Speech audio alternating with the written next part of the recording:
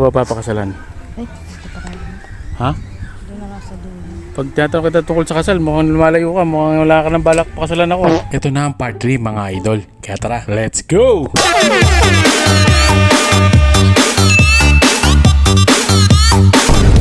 At dito mga idol, maaga tayong gumising dahil solid na solid yung inom namin kagabi. Saktong-saktong pampatulog lang. Malayo na lang. Tayo na tayo. Ano tayo? Lahat na tayo.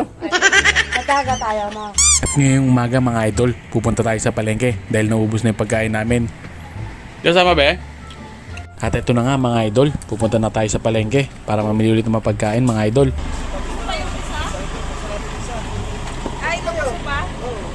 Kaya tara, let's go mga idol.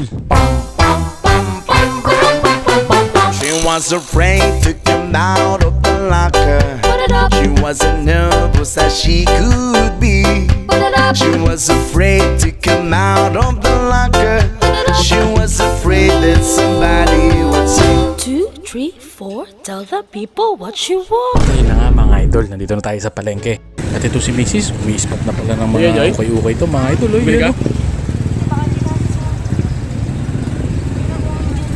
Maganda. Mura lang ng mga ukay-ukay dito mga idol. Parang 80 pesos lang yata.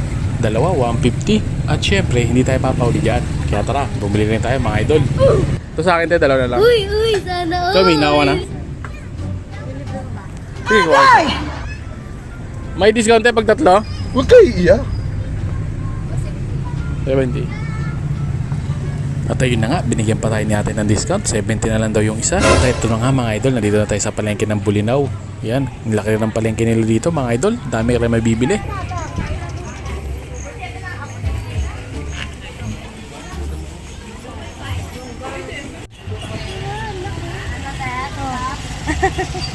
Laki yan. Alin? Buns. Ano to? Pang burger? Buli si tatay. Pag nandito ka na mga idol, hindi mo pwedeng titikman yung mga delicacy nila dito. Yan, yung mga tabi-tabing pagkain dyan mga idol, solid yan. Yan, sarap yan no. Ate, apat nga po. Masarap yung ano niya, dough. No? Ay, ito na lang, apat na okay. Ketchup po yan. Tapos isang empanada. Wala, may ketchup na pala. Hindi nalagyan ketchup. Tingin. Masarap na ano niya. Pinapay, no? Ayaw mo ng ano, subuha mo. Yung dough. Dalawang isang Nutella, At dito, si Baling bumili na ng pangpakbut mga idol. Lalagyan na lang. Ano tawag dyan? Pangpakbut? Ano yan? Ano tawag ano? Pakbot. Pakbut? Balunggay. Anong tawag yan tayo pag ano? Pakbut? Balat na rin. Hanggang ngayon mga idol, di ko pa rin alam kung paano bigkasin yung pakbut nila doon mga idol. Bunga ng malunggay. Pinatay ba tayo? Linis na to. Ito, hindi. Ayan. Malinis na yon. Hindi, naluto na to. Ah, luto na ba yan? Diyan ka na lang talaga, lalagayin lang naman eh. Ay, sandaan to tayo. Dagdagan na tayo. Ito na okay. Oo, siyempre may dagdagan ni tatay. Huwag kayo iiyak. At dito sa sobrang dami mo talaga nakikita mga pagkain mga idol, talagang papabili ka talaga. Si Mrs. mihirit pa sa akin ng langgunisa eh. Bili ka ulit ng gunisa. Agay! Ano ba lulutuin niyo? May sabaw? Lagyan mo ng bulaklak ng ano ma. Hindi siya. Seaweeds pala ito na eh. Gag mo si nanay. Pa, bulaklak ng kalabasa daw. Huwag na nga daw. Yeah. Ang mura ng mangga nila dito mga idol, 2 kilo, 100 lang.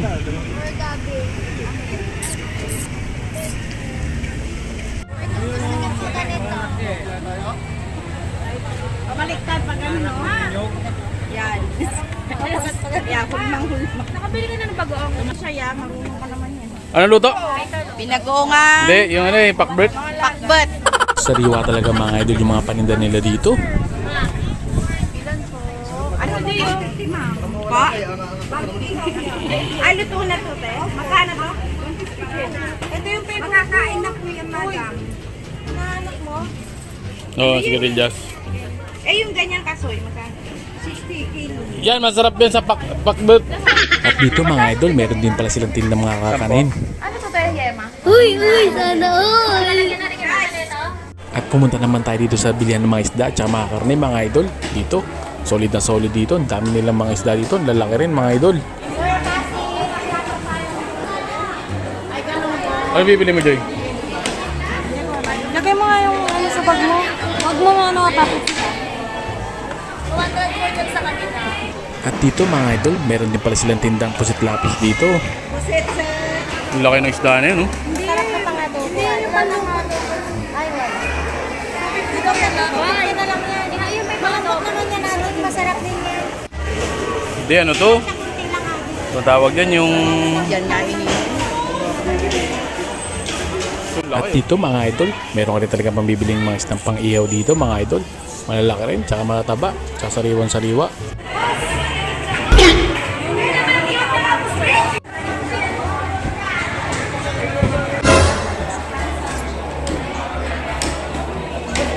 Ipis yan eh. Ito hindi rin mawawala sa binibili namin to pag pupunta kami sa dagat mga idol. Yan no, ang sarap niyan, ibubusan mo lang.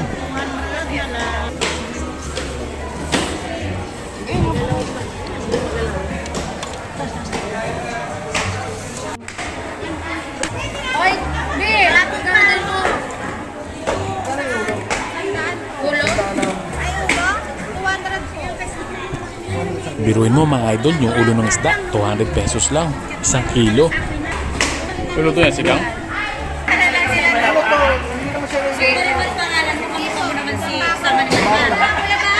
At dito sa bandang baba mga idol, meron pa palang isda.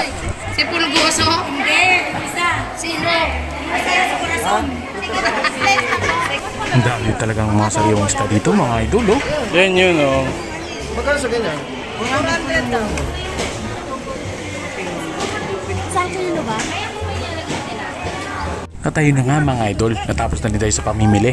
At dito si Mrs. bumili na rin siya ng styrofoam cooler mga idol. Para doon namin lalagay yung mga isda kasi sayang baka masira lang. At ito na nga yung pinamili natin mga idol. Yan na, ibabasta na natin yung pangpulutan na naman mamaya niyan. At dito si Dave, bumabakbak na naman ng pagkain mga idol. Siyempre, ibabasta na natin yung lulutuin mga idol. Kaya tara, let's go!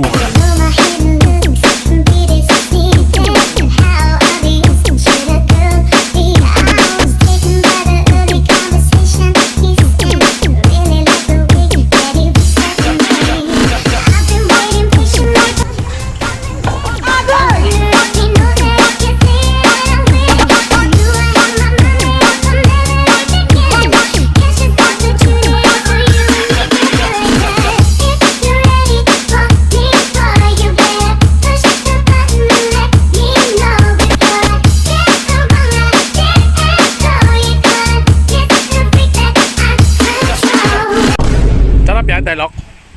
Ha? Anong tawag dyan, ma'am? At ito si Telok, ilang na ilang pa rin sa akin, Ano tawag dyan, mga ma'am? idol, no? Talagang pag nakikita ko na ito, minsan di ako Anong pinapansin tawag na itong bata dyan, na ito ma'am? eh. Ewan ko ba kung bakit. Hindi ka na naligo, Telok. Kapag may tubig, oh. At dito nga sa pala pinunta namin mga idol, tignan nyo naman yung dagat, napakaganda, tsaka napakalinis, solid na solid dyan. Habang hinihintay natin yung niluluto nila mga idol, kukulitin ko muna ito si Matelok. Para rin mukha ni ate. At dito si Mrs. nagbabasta-basta na mga idol dahil birthday ng mama niya, si Nanay Isang. At dito si Nanay Isang, pang 50 years old niya na ngayong araw na to mga idol. At dito mga idol, medyo patapos na rin sila sa pagluto. At naghihiwa na lang sila ng panghimagas at mamaya mga idol. Ano tawag dyan, Shai? Alin? Kamatis? Kinamatisang. Charap oh! Kinamatisang. Kinamatisang betlog. Agay! Mapriso ka! At dito talaga mga idol, parang solo-solo namin talaga yung beach dito dahil walang katao-tao. Nay, tama ba yan? 75 daw yung sa number? 75 years old?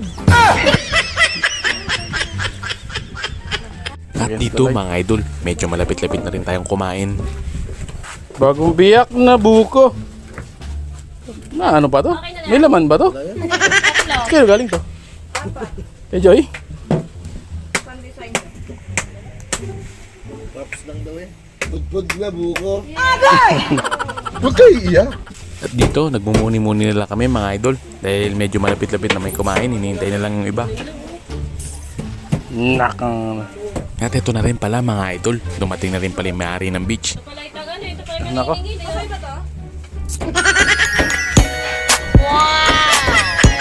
Walang bayad-bayad yun, kaibigan ko yun. At ito na nga mga idol, dyan na si Nanay Isang, yung may birthday girl. Sayang,